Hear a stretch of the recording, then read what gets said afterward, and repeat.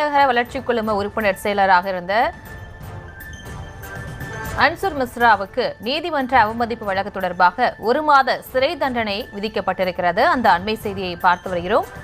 பாதிக்கப்பட்ட மனுதாரர்களுக்கு 25,000 ரூபாய் இழப்பீடு வழங்கவும் உத்தரவு பிறப்பிக்கப்பட்டிருக்கிறது.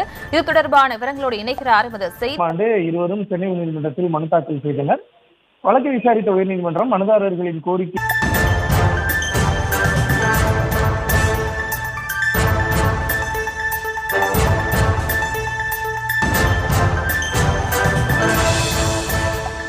சென்னை பெருநகர வளர்ச்சி குழுமத்தின் அப்போதைய உறுப்பினர் செயலரின் செயல் தவறு மட்டுமல்ல, சட்டத்தின் ஆட்சிக்கு சவால் விடுக்கும் வகையில் உள்ளது என்று தெரிவித்த நீதிபதி, நீதிமன்ற உத்தரவுகள் அமல்படுத்தப்படும் என மக்கள் நம்புகின்றனர்.